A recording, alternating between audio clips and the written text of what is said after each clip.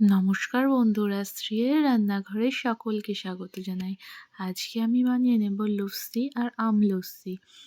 আম লস্যি বানানোর জন্য আমি এখানে 1 কিলো মতো আম নিয়েছি। আর আমি এখানে ব্যবহার করেছি মিষ্টি দোকানের এইরকম টক দই, কারণ এটি খেতেও অন্যরকম হয়। আর এইরকম মাটির ভাঁড়ের ওপর এক ধরনের সর পড়ে, সেটি প্রথমে আমি এইরকমভাবে কেটে কেটে তুলে রাখছি একটি প্লেটের মধ্যে।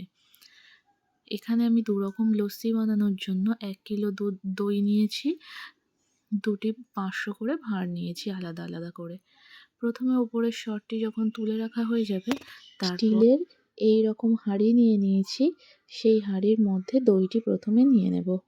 আপনারা যে কোনো টক দই ব্যবহার করতে পারেন।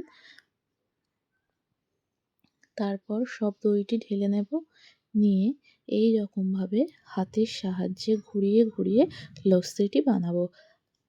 আপনারা চাইলে মিক্সিও ব্যবহার করতে পারেন, তবে সেক্ষেত্রে লস্যিটা একটু পাতলা হয়ে যেতে পারে। তো এইরকমভাবে ঘুরিয়ে ঘুরিয়ে যদি হাতে সময় থাকে এইরকমভাবে বানাবেন, তাহলে দোকানের মতো একেবারে হয়। আর হাতে সময় না থাকলে আপনারা চাইলে মিক্সিতেও এটি বানিয়ে নিতে পারেন।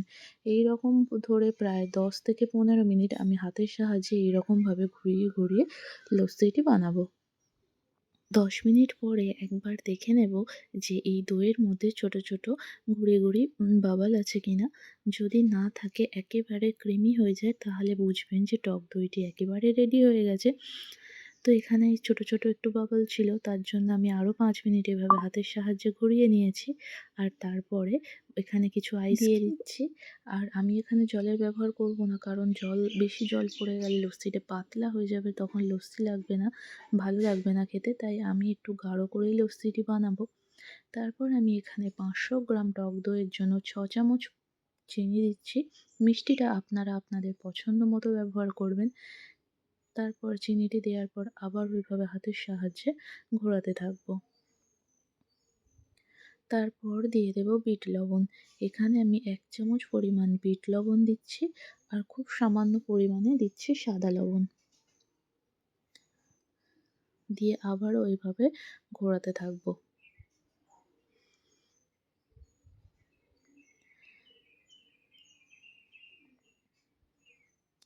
আমি এখানে দিয়ে দেব 1 চামচ গোলাপ জল। এই গোলাপ জলটি দিলে এর স্বাদটা আরও সুন্দর হয়।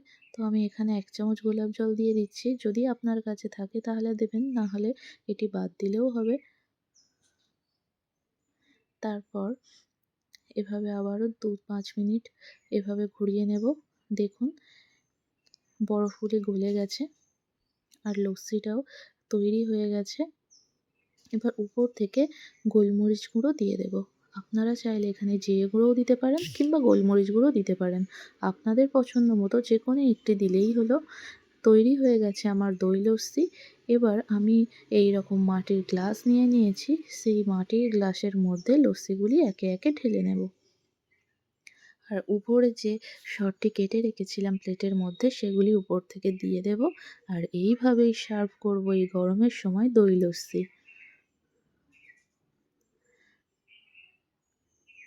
এরপর আমি বানাবো আম লস্যি।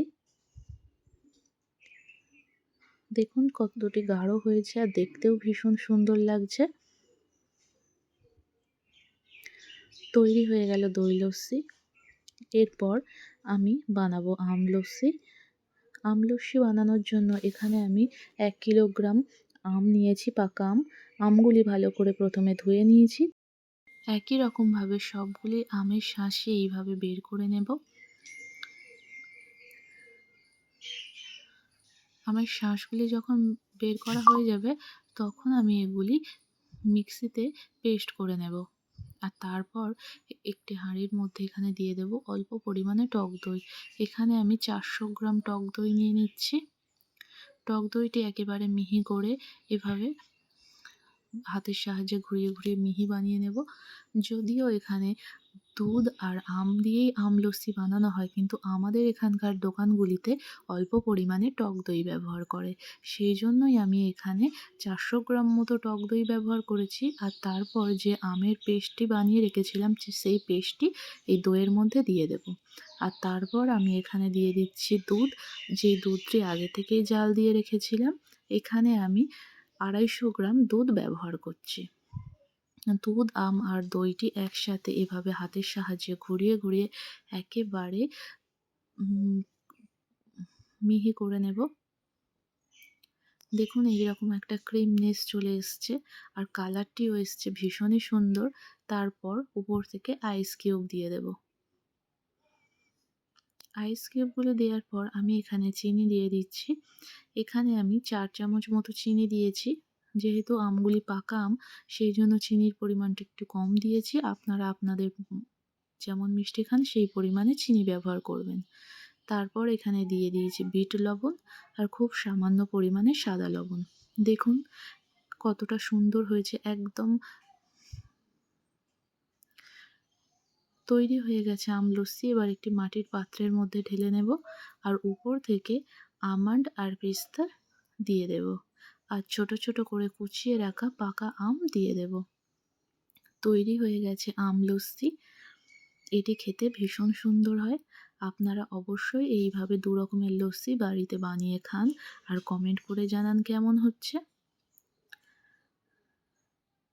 দেখুন তৈরি হয়ে গেছে দই লস্যি আর আম লস্যি। যদি ভিডিওটি ভালো লাগে অবশ্যই চ্যানেলটিকে সাবস্ক্রাইব করে এভাবেই পাশে থাকবেন।